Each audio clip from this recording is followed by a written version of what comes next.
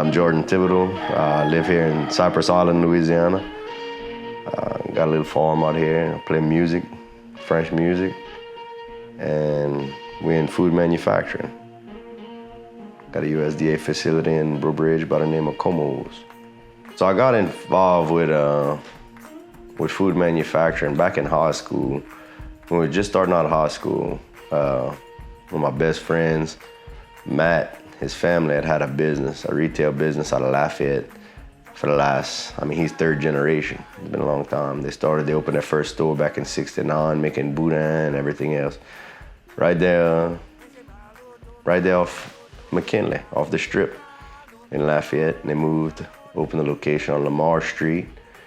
And then his daddy and his uncle bought out his grandparents. And they took over, and then Ray ended up opening another location over on Cali Saloon. Ronnie opened another location on Congress, and then continued like this for many years. Well, back in 2000, Ray decided to open up a USDA facility, and that would allow the production of these products that had been sold all through Lafayette and Acadiana and had done well. It had been a lot of people's first boudin they'd ever had because it was right there by USL. So all these people that were going to college that was from wherever, they were going and they were eating Comeaux's boudin. So a lot of these people had moved away or they were from other places or whatever. So they wanted to be able to have that product that they'd been eating since they were young. I had this back in '72, I had this back in '81, whatever it was. And, but to be able to ship across state lines and do anything like that with pork or chicken or beef products and all that, you have to be a USDA facility. So Ray bought out an old plant in Breaux Bridge, and he got to remodeling and doing everything to set it up for this kind of production. And back around that time, Matt being Ray's son, and Matt was my buddy at school, we'd hang out and we'd do whatever, and he had started doing a deer process on the side. Now that couldn't be done with the business because it wasn't USDA, that's nighttime. So you'd have to wait till the facility was closed and everything was clean and this and that. And then at night, he would go and process deer. So deboning deer, making sausage, cutting 7 steaks, whatever it was for people. And the business took off quick. So we were about, 15 years old. And he called me all the time, like, Jourdan, you wanna come give me a hand? Because he'd get out of school and have to go drive to the plant, go play baseball, whatever it was, and then after that, go to the plant and end up cutting deer. And it got to the point I was going with him all the time. We were cutting deer, and a couple other friends would come and this and that. And we'd debone deer, till midnight, 1 o'clock, 2 o'clock, whatever. And you'd go home, go to bed, get up, go to school, do it all again, And so that business was doing pretty well for a few years, And then not long later, if we were 15 at the time, let's say 3 years later, I started working there full time. And I started off working in the back, just in production, like whatever. I want to work full time. And I didn't care what it was. You can tell me clean the toilet, stuff something, it don't matter, So I did, and I started doing whatever needed to be done. And it wasn't long that some of these random ladies, it was always all ladies, always. And just in the last handful of years, we finally got a good group of men. We never had no men, it was always women. But anyway, these ladies would sit and fuss. Jourdan, go do that. Jourdan, go do this, you know, and this one would tell me to go do that, and that one would tell me to go do this. And I was confused because I wanted to do the right thing, you know. But at the same time, I was looking at how inefficient what a bunch of them were doing was. It would drive me crazy, but I was just trying to do my job, do what you told. But then I would get to the point that I was kind of confused with two different people telling me. So I went into the office. And I said, Mr. Ree. He said, what? I said, who's my boss?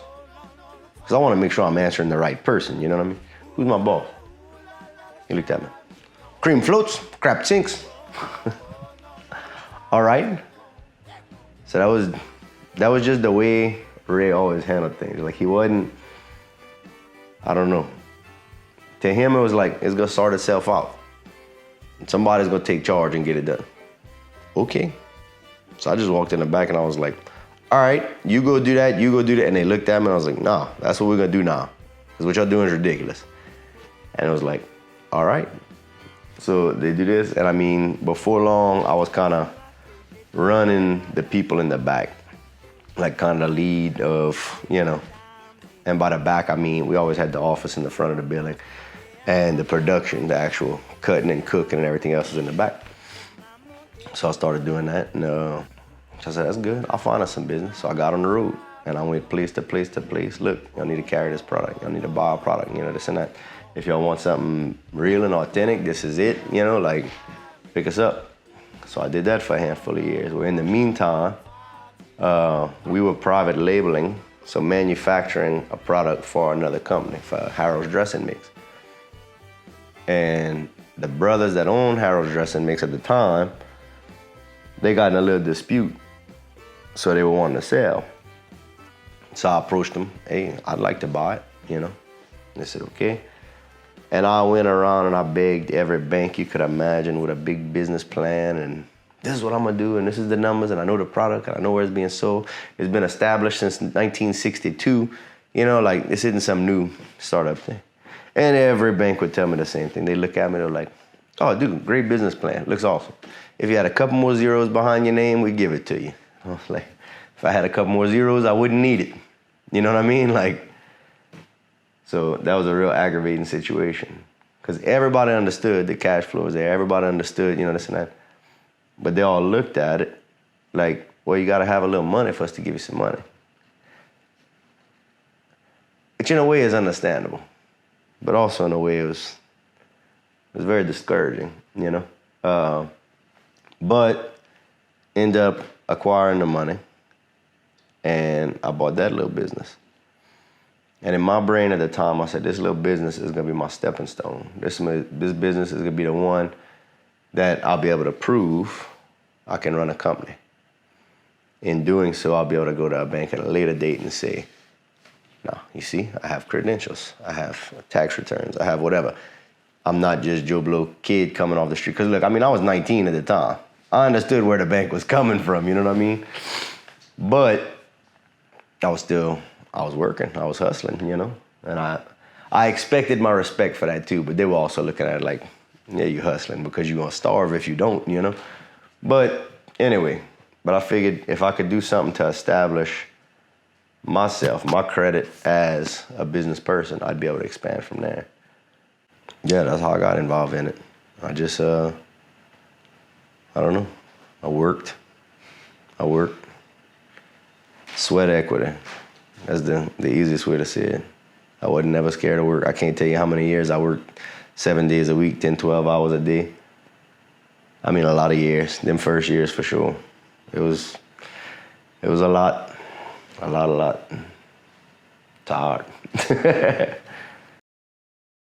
As far as traditional practices go, I think, honestly, now more than ever, it's not even that they're beneficial. I find it's to the point that it's imperative.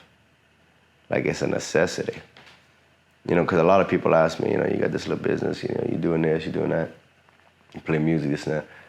Like, why are you so insistent on having a farm, you know? And, dude, you can look at what happened in the past couple of years. You can look at whatever. There's a lot of ways that it comes in handy to have your own food production. There comes a lot of, you know, There's never been a situation where I'm sitting thinking to myself like, oh, what are we gonna do about some groceries? I walk outside and get some groceries, you know? But beyond that, and you know, a lot of people kind of look at you silly when you act like that, because a lot of people just assume everything's gonna be there forever, you know? Somebody gonna take care of it. But even if that's the case, even if everything ends up fine, and there's always a good grocery store, and there's always somebody else doing it and you ain't gotta do it. If you look at it economically and you say, okay, well, business practice-wise, things like that. I mean, like you're talking about, we do food manufacturing. A big part of our business that makes us stand out, because there's plenty of people that's out there making sausage. You know what I mean? From different cultures, from different countries, from different everything, you know? There's plenty of people doing, I mean, there's plenty of people local, or local, whatever, that does boudin, you know, or this and that. But one thing that's always benefited us is we haven't modernized. You know, we might have gotten some better equipment. We're not using that old hand stuffer no more. You move up to a water stuffer, then you move up to a VMAG, you know. But that recipe never changed. That process never changed. That cooking never changed. So I can sit down and say, you can hold this product in your hand, and you can hold this product in your hand. And you don't have to know nothing about nothing to look at them and see this is clearly a different product. This one, you know, I told people a lot of times when I go to food shows, when I go to meetings, when I go to, you know, like meetings with chefs, this and that. Oh, does it contain MSG? Does it have, you know, y'all adding in dextrose, y'all adding in this, y'all adding in, you know. I say, dude, we make food. We don't make science projects, you know. Like, you can look at that recipe, and everything in that recipe is something that your great-great-great-grandma would have put in that same recipe, you know? We haven't changed that. And by changing it, there's a lot of these companies, yeah, you're going to make a better margin. You're going to make more money because they're going to get either a better shelf life, they've brought down their cooking time, or they've added some fillers, so there's not as much meat. You know, people only buying, let's say, 80% meat, and the rest is water and potatoes or whatever else, you know? So they're getting more money, you know, but they're selling a joke, you know. They're not selling you the truth. And anytime you walk in a quality facility, a nice restaurant, you know, and I say nice, sometimes it might be a 5-star restaurant, sometimes it might be, you know, T. Jacques' little shack down the road, but it's somebody where the food's gonna be good. Those people, he's not trying to buy that junk. He's like, I want the real one. No, I want the stuff that's right, because you can taste it, you can feel it, you know? And that all comes down, that's old traditional boucherie methods, you know? I mean, we still do normally at least one boucherie a year. Sometimes we do twice, a spring and a fall. We had it going good for many years. We stopped with the pandemic. We talked about just the other day starting them back up this year. But that's a good way of keeping all of us grounded in our procedures, but two, you're carrying those traditions on and you're teaching your neighbors, your children, whoever, how to make sure that you can always sustain each other, you know? And that's nice, that a sense of community that you don't find no more, you know? Because with the modernization of the world, people's losing community, and it's a shame.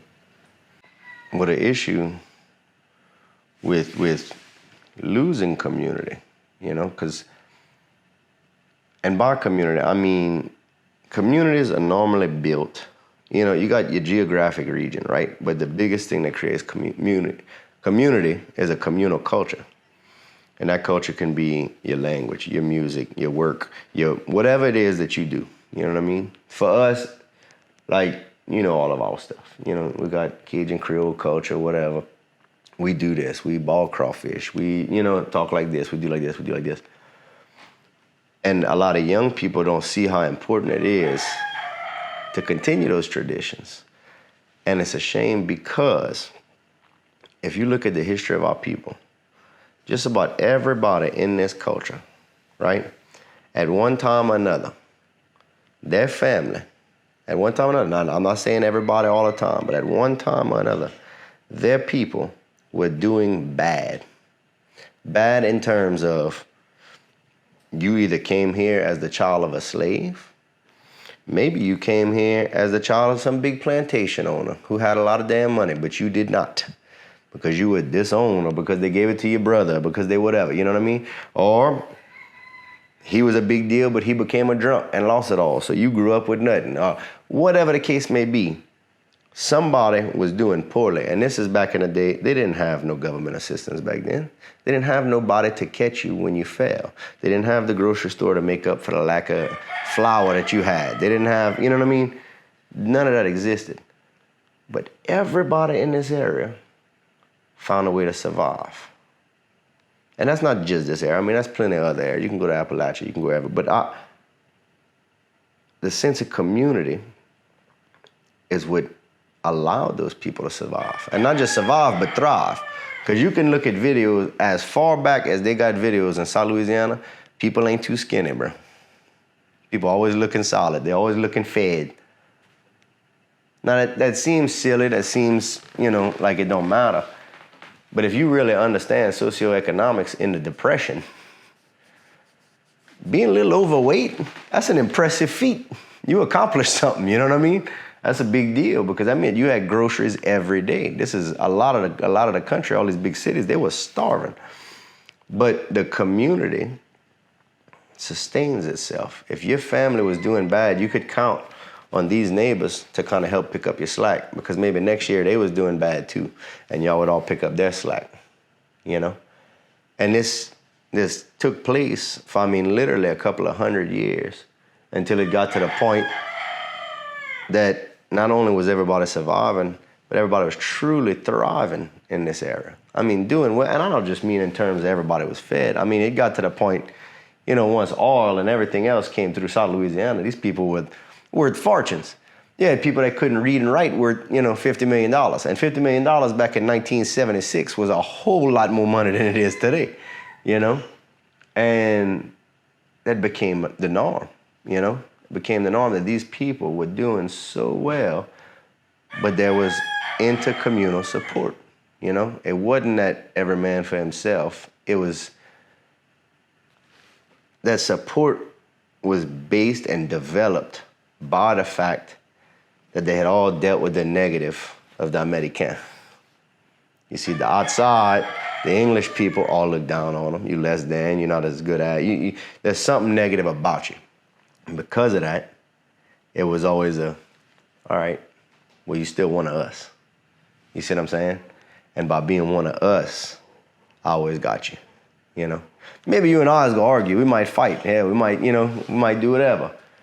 But if it's me and you and he walks up, all right, well, me and you's together, And, all of that was developed on just these old ways of life. And once you get into that modern, just greedy lifestyle that you see across the country, it's just so every man for himself. And nobody cares about each other. Nobody's worried about their neighbor. Nobody cares that, I'm doing great, but, she don't know how she's going to get some new clothes for her kids tomorrow. Like, man, that's your neighbor, You don't think, if you're doing that good, help out just this one time. I promise you, you go help out, she's going to do something. She's going to do something for you that's going to be of equal or probably greater value. Because that's a community. And that's why I love the little area I live, because we're still very communal, All of my neighbors, I can tell you all my neighbors' names, they're all good people. Everybody watches out for everybody, There's rarely something I need that I truly have to go outside of my little community, I had something break on my tractor the other day. I drove it down to that man down the road, He did it for me. I gave him some stuffed chickens, not that day, but another time, And then because I gave him that, thinking that I'm doing something thank you for fixing that on my tractor, like a couple of weeks later, he's bringing me a bushel of corn, and we sitting here shucking corn and putting that in the freezer, and you know what I mean? It's always something that everybody's contributing to each other in a different way, and that's nice, man. There's a value that you can't imagine on that until you have it or until you lose it, one way or another. If you never had it, getting it will create an appreciation you never had. If you've always had it and you don't appreciate it and you lose it, well, that's when you suddenly realize what it's worth, you know? But just simple old ways of living. Them old people had it together, you know? They really did. A much higher quality of life. They didn't have as much stuff. They didn't have the name brands. They didn't have whatever. But they assuredly had a much higher quality of life. I believe that.